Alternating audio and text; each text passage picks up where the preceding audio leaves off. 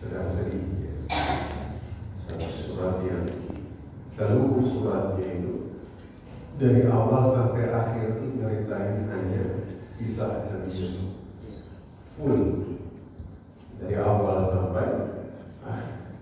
Kalau Nabi Musa kan tersebar di dalam berbagai surat, tapi Nabi Yusuf itu khusus satu surat dari awal sampai akhir itu ceritanya tentang Nabi Yusuf. Jadi ada satu hikmah sedikit sebelum kita lanjut ya. Zulaikha itu mengejar Nabi Yusuf. Allah jauhkan Yusuf dari Zulaikha. Tapi ketika kemudian Zulaikha mendekatkan diri kepada Allah, Allah dekatkan Nabi Yusuf kepada Zulaikha. Maka dalam hidup itu begitu. Ya. Kita kejar dunia dijauhi. Tapi ketika kita mengejar keridhaan Allah, dunia didekatkan. Ya. Maka mudah-mudahan Allah mudahkan seluruh urusan. Amin. Amin ya Rabbal Alamin. Bapak Ibu sehat? Alhamdulillah. Cuacanya agak-agak sedikit di hari gerimis ya. Jadi banyak dari saudara-saudara kita yang mungkin sedang tertahan, kita doakan semoga mereka diberikan kelancaran dan kesehatan. Amin. Hari ini kita bahas sebenarnya murojaah sedikit ya. Gambaran umum tentang fikih muamalah. Tentang fikih muamalah. Bapak Ibu, secara garis besar fikih itu terbagi atas dua. Secara garis besar fikih itu terbagi atas berapa? Dua. Ada namanya fikih ibadah, ada namanya fikih muamalah. Jadi di Masjid Al-Hidayah ini semua pembahasannya itu dua hal ini, fikih ibadah dan fikih muamalah. Ya.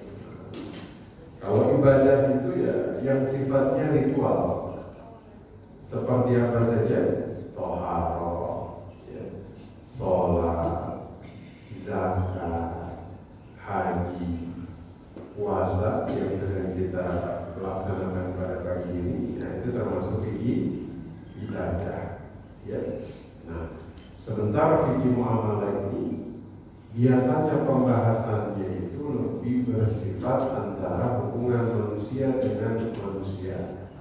Kalau ibadah tadi hubungan manusia dengan Allah. Ya. Seperti apa saja?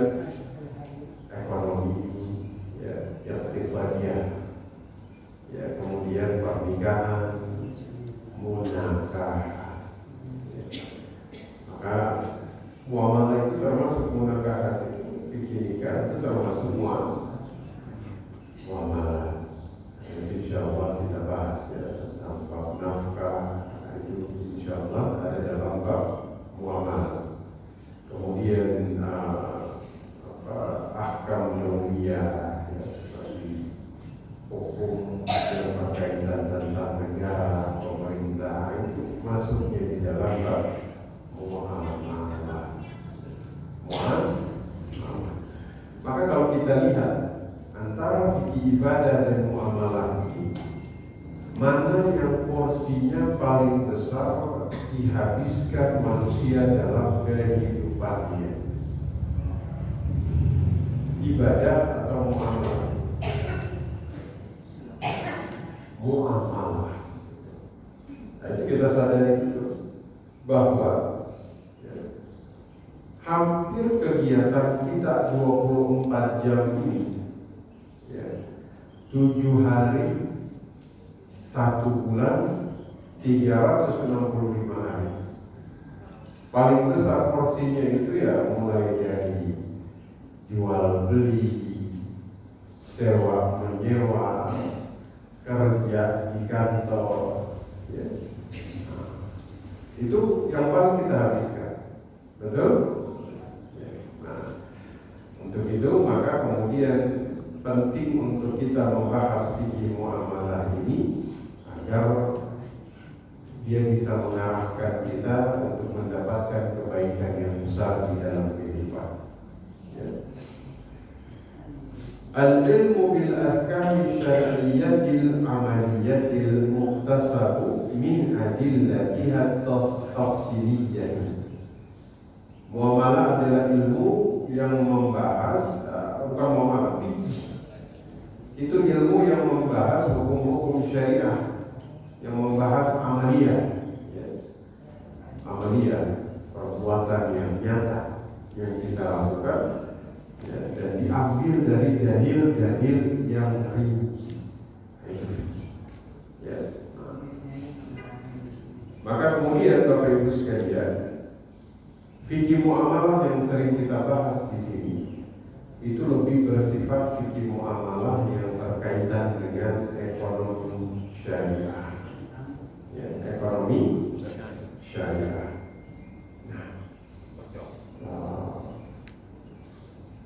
Kita coba lihat dari zaman Nabi. Islam itu tidak menciptakan muamalah yang baru. Ini kita garis bawahi dulu, Bapak Ibu. Islam tidak menciptakan muamalah yang baru. Tidak. Ya. Ketika Nabi diutus di Jazirah Arab, ya, orang-orang Arab itu sudah berdagang. Orang Arab itu sudah bersyirkah kerjasama. Orang Arab sudah ijarah atau sewa menyewa. Orang Arab sudah melakukan hutang piutang. Orang Arab sudah melakukan gadai menggadai. Tapi muamalah mereka ini didasarkan atas tradisi mereka zaman ini. Atas apa? Tradisi.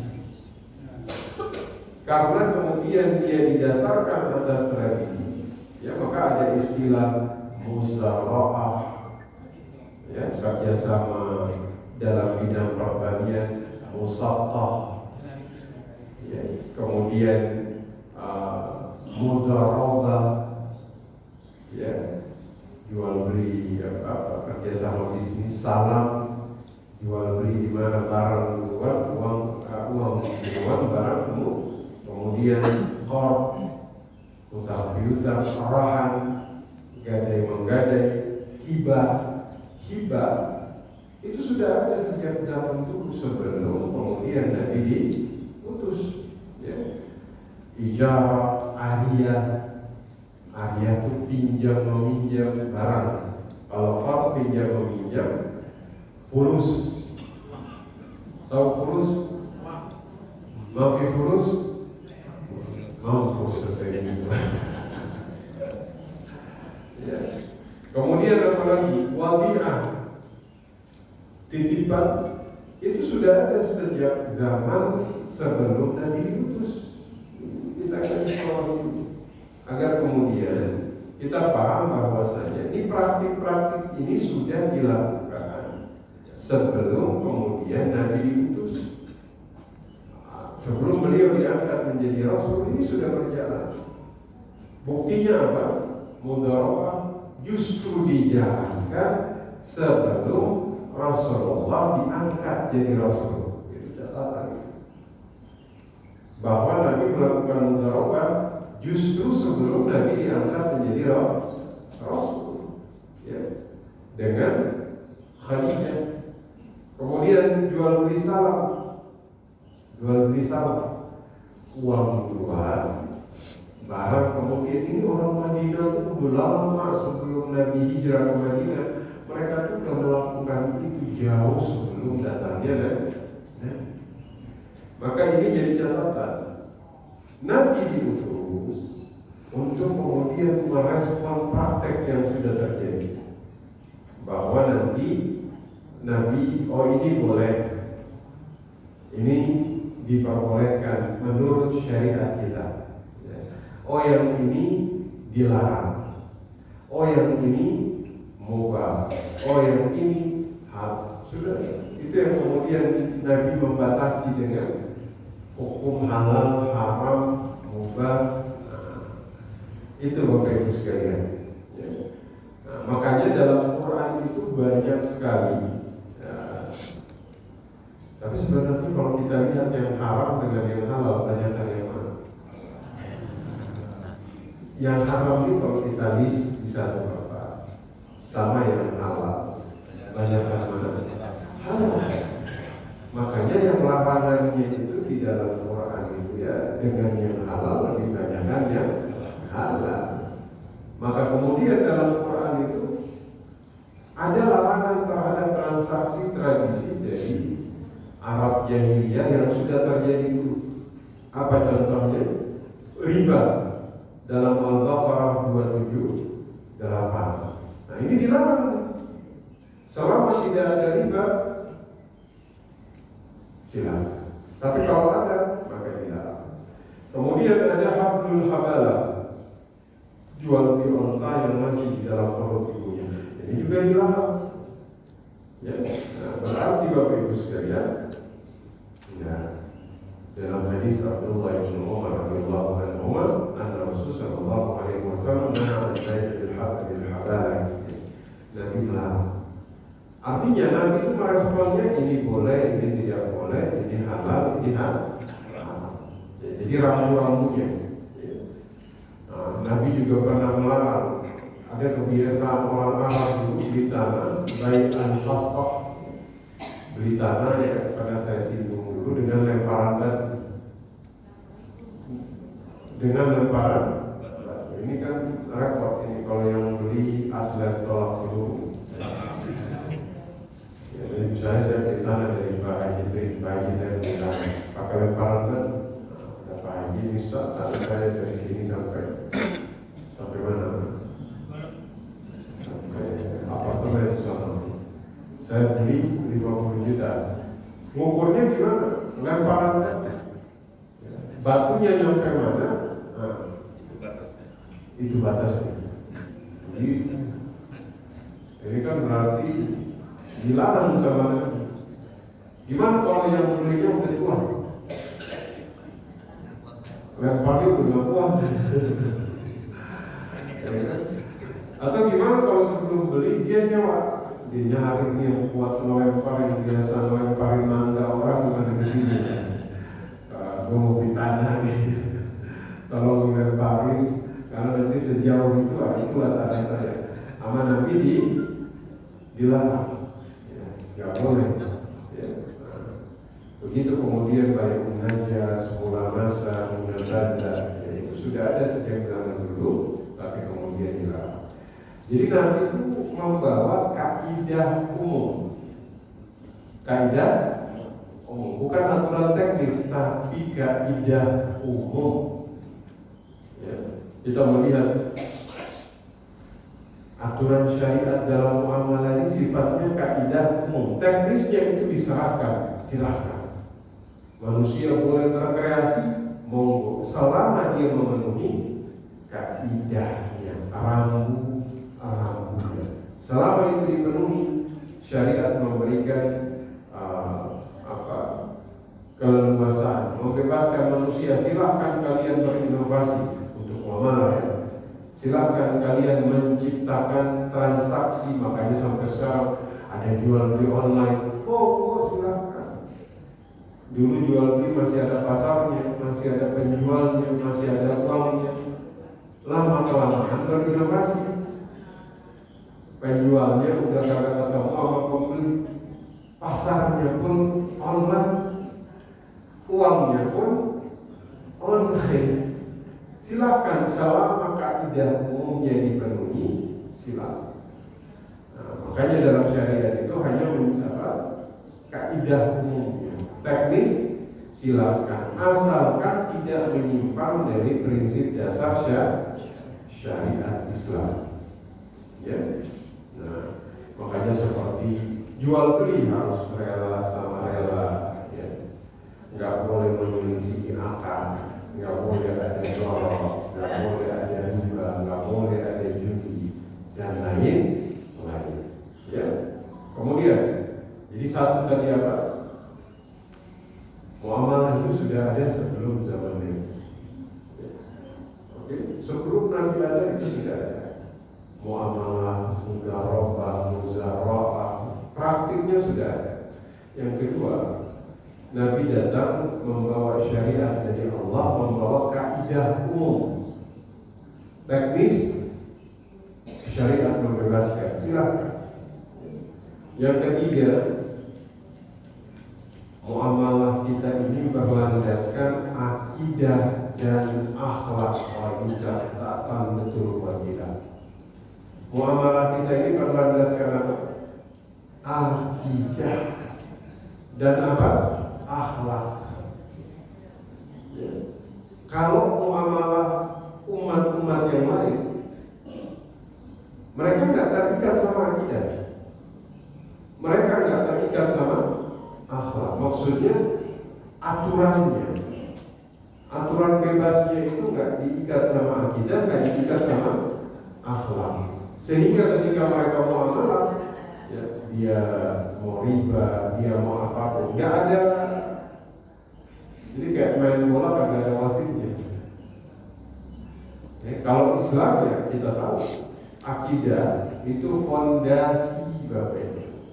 Itu apa? Fondasi. Ya. Nah, dalam Quran surat Thaha ayat ke-6, lahu ma fis samawati wa ma fil ardi wa ma bainahuma wa ma tahta thara.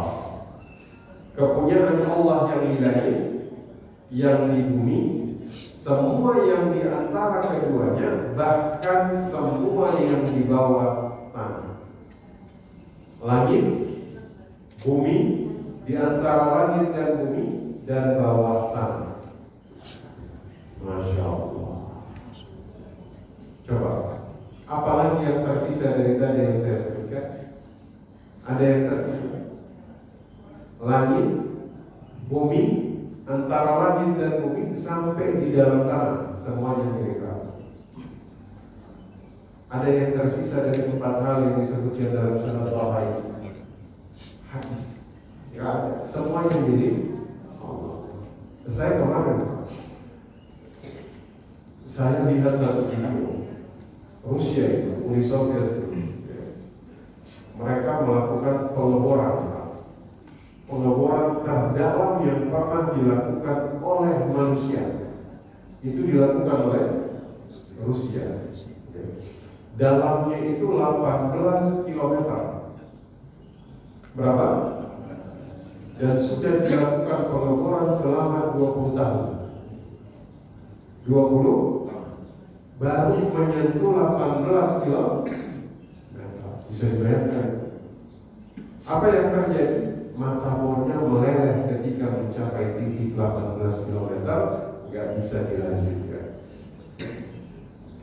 Allahu Akbar. Itu lubang terdalam itu yang pernah digali sama manusia. Jaraknya berapa? 18 km. Digali berapa tahun? 50 tahun. Mataharinya meleleh, nggak kuat untuk menembus lebih jauh. Panasnya di bawah udah nggak ketakar. Masya Allah. Ini manusia ini apa hebatnya kita. Ngegali tanah aja 20 tahun baru sampai 18 kilo. Allah katakan apa? Langit. Mari kita lihat langit. Berapa jauh yang pernah ditembus oleh manusia untuk langit saya tanya. Mana yang paling jauh? Bulan. Ada yang pernah jauh dari itu? Planet yang paling terdekat pernah? Enggak. Mencapai bintang terdekat saja jaraknya 13 tahun cahaya. Kecepatan cahaya itu paling tinggi Bapak Ibu. Berarti kalau kecepatannya biasa, pesawat yang paling cepat di atas muka bumi untuk sampai bintang terdekat itu ribuan tahun perjalanan. Jauhnya, Masya Allah. Kita dari sini ke Arab Saudi saja 11 jam. 11 jam. Kalau kita ke bintang, Allah, ribuan tahun belum nyampe semua. Betul. Jangankan ribuan tahun, 100 tahun dari sekarang ada yang tahu kita masih hidup atau sudah mati? Mati semua. Harta kita ada di mana? Wallahu a'lam. Rumah yang kita bangun semewah-mewahnya 100 tahun dari sekarang nggak tahu deh. Udah jadi milik siapa yang tinggal di dalam, nggak ada yang tahu. Makanya Allah tegaskan, lahu ma fis samawati wa ma fil ardi wa ma bainahuma wa ma tahta tsara. Semuanya milik Allah. Ya ini jadi kemudian patokan kita di dalam bermuamalah. Kita ini hanya bertindak sebagai wakil, bukan pemilik. Sebagai wakil, kita ini dalam muamalah hanya dititipin, ya. Kalau kita sebagai wakil berarti muwakilnya itu ada. Muwakilnya itu siapa? Allah. Makanya Imam Abu Hanifah, ya, pendiri mazhab Hanafi, beliau juga seorang pebisnis sukses, ya. Seorang pedagang yang luar biasa. Beliau pernah mengumpulkan keuntungan bisnisnya, ya. Beliau kasih kepada para muhadits, ahli-ahli hadis yang sudah sepuh. Beliau bilang apa? Jangan memuji kecuali Allah. Jangan memuji kecuali Allah. Ini bukan hartaku kata beliau, tapi aku kebetulan orang yang dititipin. Nah ini kan berarti kita itu bermuamalah pakai apa? Akidah. Orang kalau bermuamalah pakai akidah, dia nggak akan nipu orang lain. Nggak ada. Dia nggak korupsi. Dia nggak suap. Ya. Kenapa? Karena dia pakai akidah. Ini kalau sampai saya korupsi di akhirat, saya pakai akidah. Dulu ada seorang mujahid di zaman Muawiyah. Dia pernah korupsi ghanimah, tobat. Ya, waktu itu panglimanya putra dari Khalid bin Walid, namanya Abdurrahman bin Khalid bin Walid. Dia nyari Khalid bin Walid. Saya dulu pernah ambil hartanya. Saya pengen tobat. Apa kata Khalid bin Walid? Lah, saya Abdurrahman nggak bisa. Kenapa nggak bisa? Saya nggak bisa nyari itu pasukan satu persatu untuk saya balikin duitnya. Kalau nggak salah tuh uangnya ada 100 dinar. Apa kata Abdurrahman? Saya nggak bisa. Kenapa? Karena kalau saya mau tanggung jawab, saya harus nyari satu persatu pasukan untuk saya bagi-bagikan. Ini orang sampai dia ke Damaskus, Syam, dia ketemu Muawiyah langsung. Udah kepikiran benar ini. Ya karena kata Abdurrahman bin Khalid, nanti kamu pikul di akhirat 100 dinar. Kepikiran dia. Dia datang ke Muawiyah, kata Muawiyah, Anda nggak bisa tanggung jawab. Semuanya saling melempar. Sampai dia datang ke seorang ulama, baru beliau ngasih saran kepada dia, banyak sedekah. Semoga Allah ampunkan. Ini kalau kita pakai akidah, muamalah terus, ya. Maka kalau kita meyakini bahwa harta ini milik Allah, maka dia akan memposisikan diri sebagai wakil dan pemegang amanah, bahwa dia berkewajiban untuk menggunakan harta yang dititipkan sesuai dengan aturan. Nah ini dia kita garis. Jadi satu tadi apa? Muamalah sudah ada semenjak sebelum zaman Nabi. Nabi hanya memberikan yang kedua, Nabi memberikan kaidah-kaidah umum saja.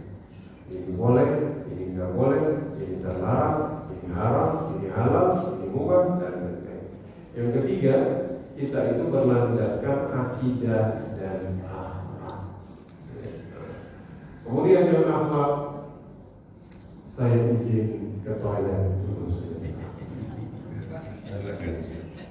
Karena makanya kalian banyak minum.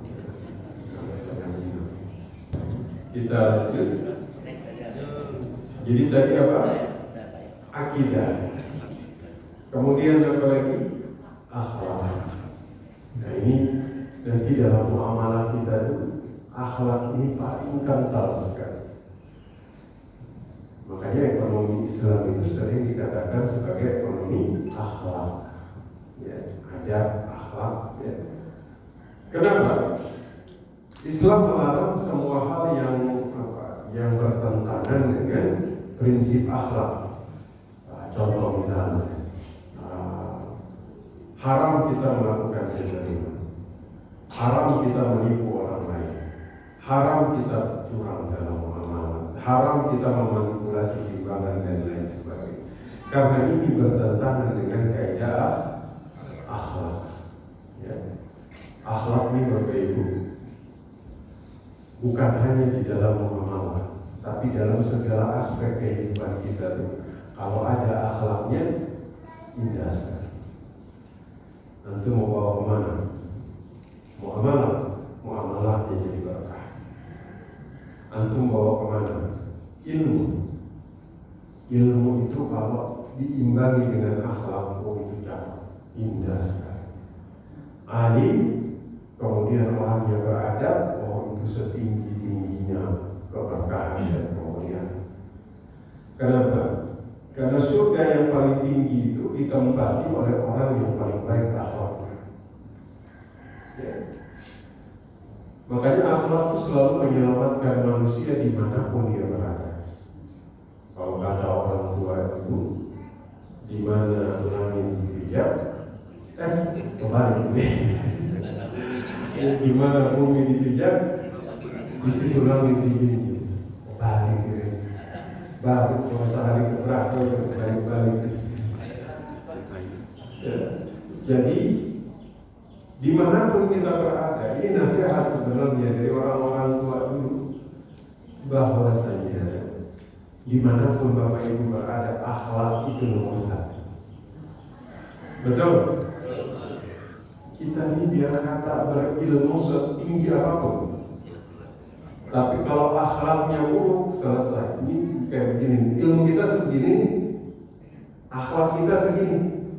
Maka yang segini ini akhlak, dia akan narik ilmu kita sampai ke bawah. Karena orang itu nggak melihat ilmunya segini, yang orang lihat itu akhlaknya segini. Betul? Tapi kalau ada orang ilmunya cuma segini, akhlaknya begini, maka akhlaknya narik sampai kemudian dia berada pada titik yang berbeda. Ya, makanya Bapak Ibu, setinggi apapun ilmu seseorang, kalau akhlaknya tidak baik, masalah. Ilmunya nggak bisa menyelamatkan dia. Tapi kalau akhlaknya baik, walaupun ilmunya masih sedikit, tapi akhlak menyelamatkan dia. Ya, bukti. Ya. Yang sering kita temukan di tengah masyarakat banyak. Contoh dalam jual beli. Kalau ada orang pakai akhlak dalam dagang, sebenarnya marketing paling baik dalam dagang itu akhlak Bapak Ibu. Betul? Kalau ilmu kapitalis, marketing apa saja? 5C itu. Apa saja?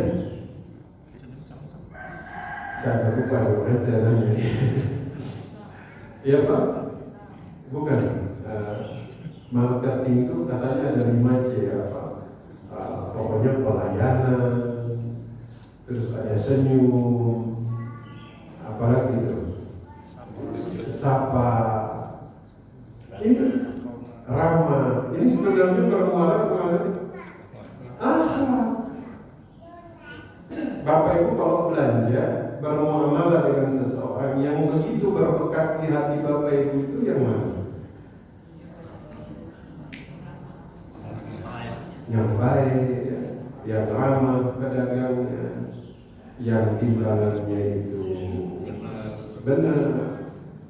Makanya kaidah di dalam kemudian Islam itu, ekonomi muamalah itu berlandaskan akidah dan akhlak. An Anas bin Malik radhiyallahu anhu anna Nabi sallallahu alaihi wasallam la yu'minu ahadukum hatta yuhibbu li akhihi ma yuhibbu li nafsihi.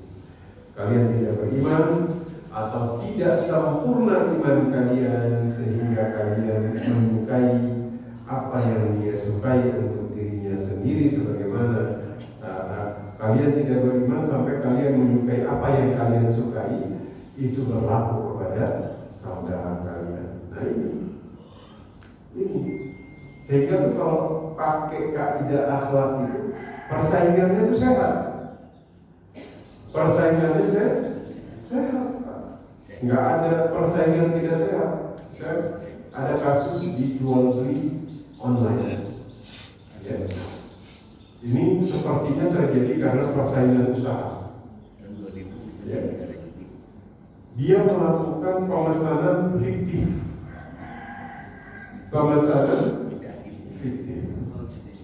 Maksudnya apa? Dia pesan sampai kalau saya tidak salah nilainya itu puluhan juta. Kebetulan yang dipesan ini dia makanan. Jadi dia bikin kue dan kuenya ini cukup mahal. Dipesan kalau nggak salah puluhan pieces, ya, dan harus diselesaikan dalam waktu 2 hari. Kasihan, dia harus beli bahan sebanyak-banyaknya, dia tambahkan kemudian pegawai ya untuk ngejar itu. Orangnya ini luar biasa, dia bukti saya akan bayar lunas ketika sudah dikirimkan ke instansinya. Ya, dia keluarkan itu apa namanya yang buat pemesanan itu PO-nya dikeluarkan, dia transfer 500.000. Ya, nanti yang dikirimkan adalah Grab yang menjemput. Ya, bayangkan orang dipesan seperti itu. Ya dia tahu ini serius. Dibikinlah dalam jangka waktu 2 hari sebanyak-banyaknya dan itu nilainya puluhan juta. Waktu diantar ke instansi yang dimaksud ternyata fiktif. Dia dijebak. Mungkin nanti bertanya apa untungnya bagi dia? Ini persaingan usaha. Dia ingin menjatuhkan ini orang, dia rugi. Kalau dalam Islam mungkin nggak ini terjadi kalau pakai akhlak? Karena dibilang kalian tidak beriman sampai kalian mencintai kebaikan buat saudara kalian sebagaimana kalian menyukai kebaikan tersebut. Bapak Ibu mau nggak digituin? Nggak mau. Kalau nggak mau digituin, jangan digituin orang. Itu aplikasi dari hadis ini. Masya Allah. Jadi kalau orang pakai akhlak itu persaingannya sehat semua. Masya Allah. Bahkan kadang ada pedagang itu di Arab. Ketika ada yang beli di toko mereka, toko sampingnya itu lagi jarang pembelinya, mereka bilang, tolong dong beli di samping. Dari tadi beliau belum ada yang beli. Allah Akbar. Ada kita pedagang gitu. Yang ada jangan beli di sini. Yang sebelah ada itu lagi. Nggak pakai akhlak gitu. Nggak pakai akhlak. Makanya Bapak Ibu sekalian, kita ulang lagi. Satu apa? Sudah ada sebelum zaman. 2 apa? Nabi membawa kaidah umum biasa. Teknisnya diserahkan kepada manusia. 3 apa? Melandaskan akidah dan akhlak. Ya. Mari kalau ujian lulus ini semua. Ya. Udah lulus ini bisa dipresentasikan. Ya kan? Yang keempat itu ya dalam muamalah kita semuanya berlandaskan maqasid syariah. Maqasid syariah. Ya. Tujuan syariah yaitu apa? Maslahah. Maslahah. Ya.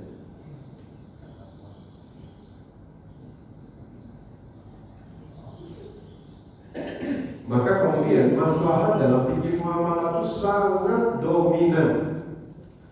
Maslahat itu apa Bapak Ibu? maslahat. Apa itu manfaat?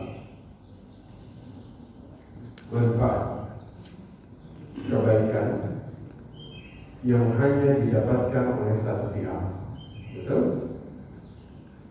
Maslahat semuanya dapat kebaikan, bukan hanya satu orang saja.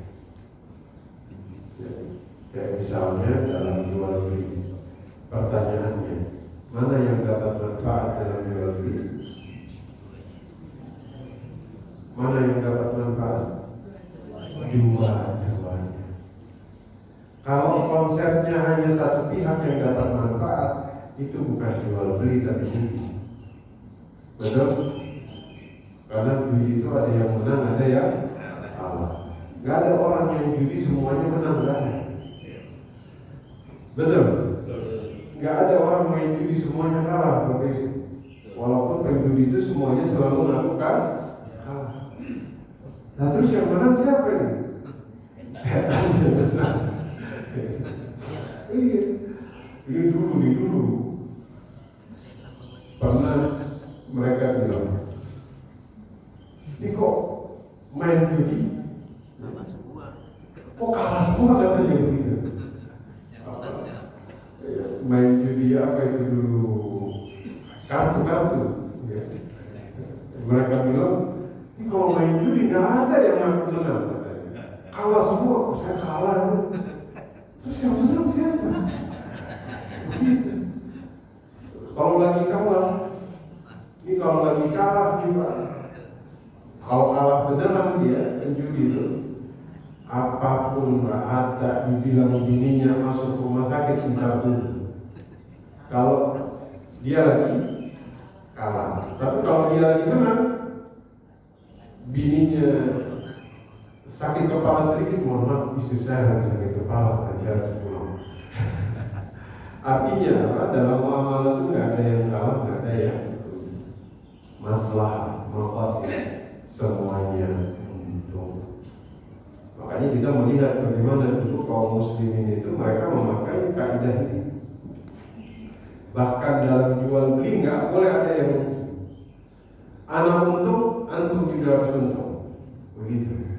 Ya, kenapa? Karena konsepnya adalah mafasid syariah. Ya. Masya Allah. Maka Bapak Ibu sekalian yang dimuliakan Allah Subhanahu wa taala, kita ulang sudah berapa tadi?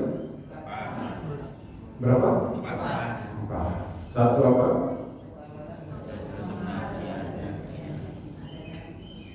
Oke. Yang kedua? 3. Baik. 4. Mafasid syariah. Masya Allah. Udah lulus sudah nih materi pertama. Kalau ada ujiannya ada luar biasa. Ya. Kalau dalam dunia perkuliahan itu pembahasannya lebih panjang. Cuman ya kita ringkas saja. Kalau terlalu menjelimet, takutnya lagi puasa nanti tambah umat gitu. Ya walaupun sebenarnya puasa itu bikin kita makin erat, produktif, bukannya makin non-produktif. Ya, nah, wah ya mau sholat juga, mau tanya jawab atau lagi?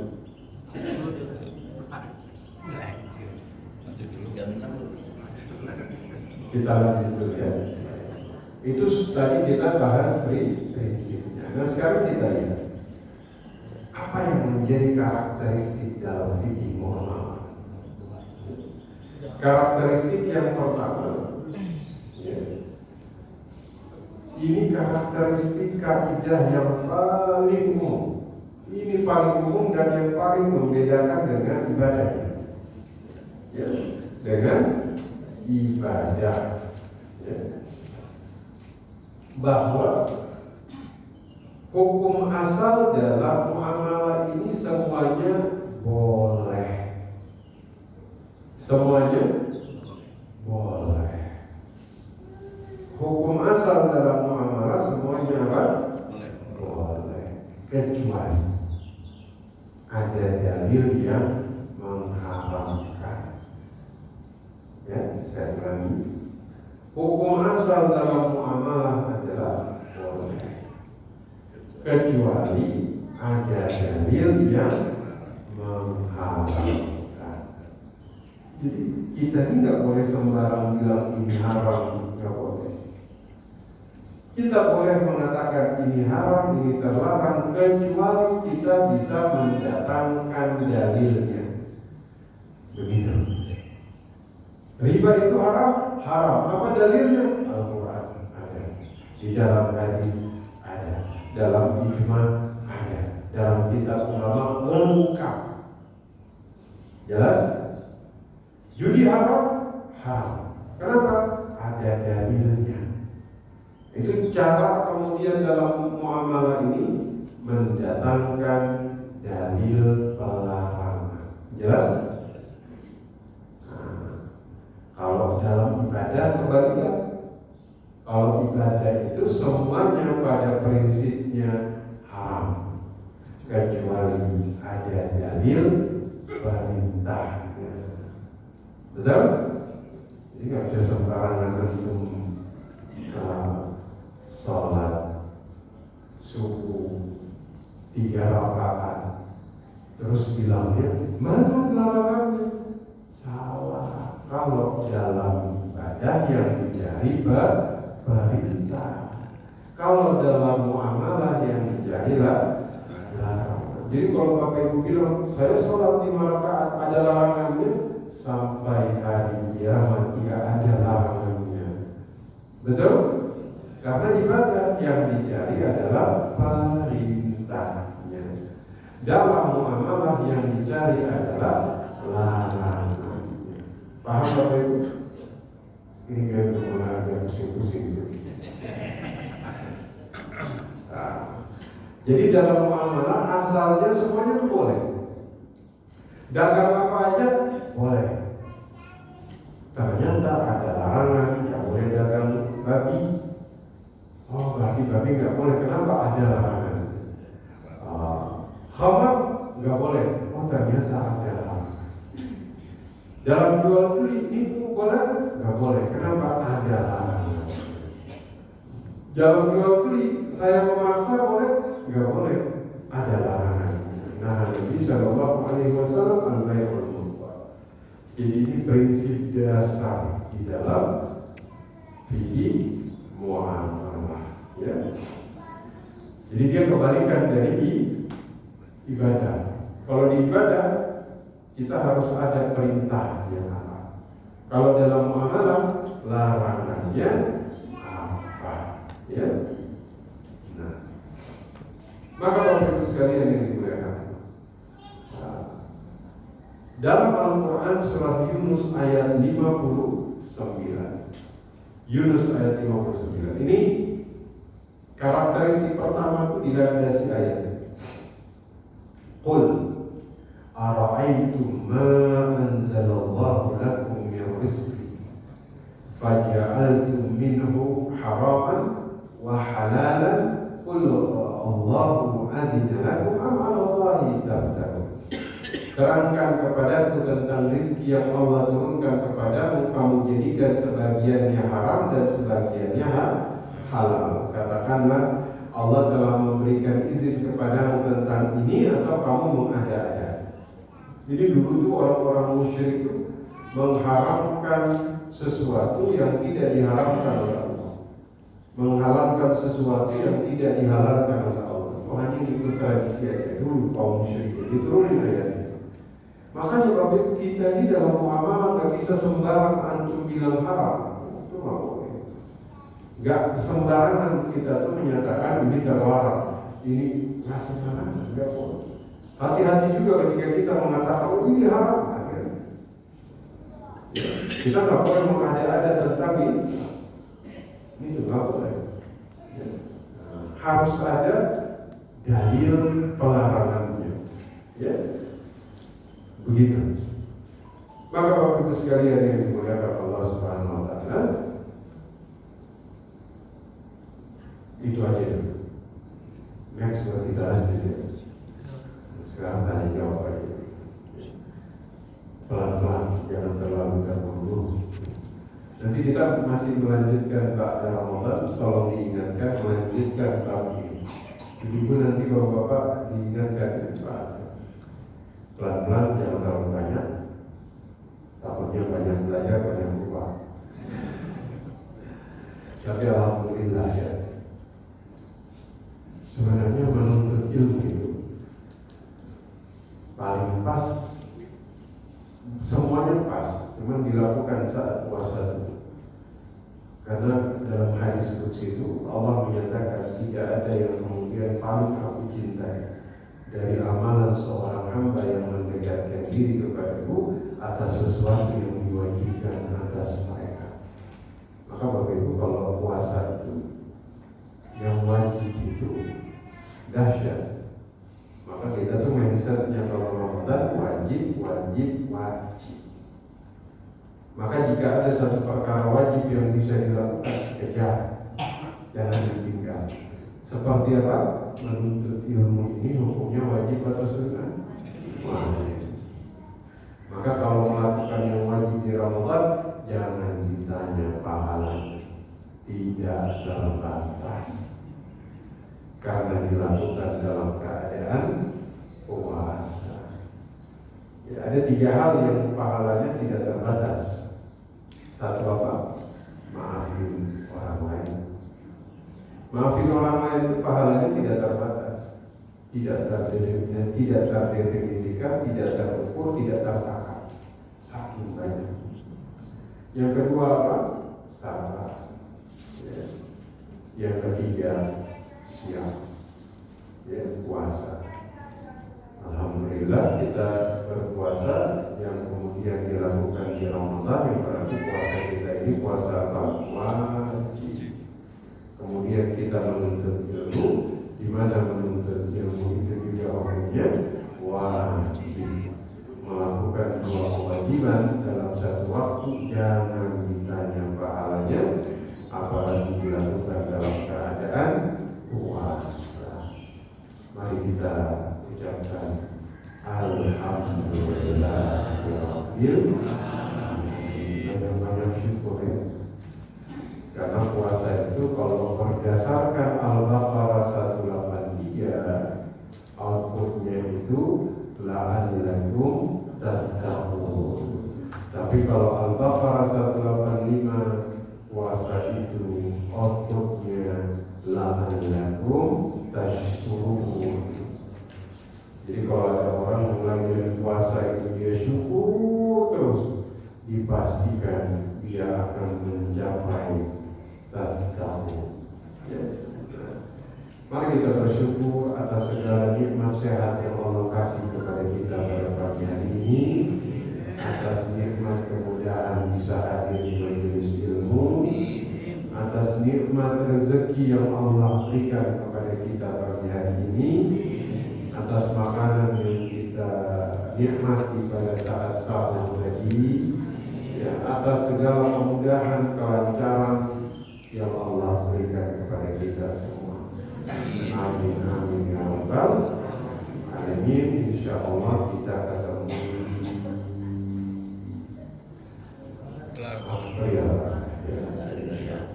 setelah hari raya, ya. Mohon maaf lahir dan batin. Duluan soalnya saya habis puasa, habis sholat 2 hari langsung berangkat ke Saudi.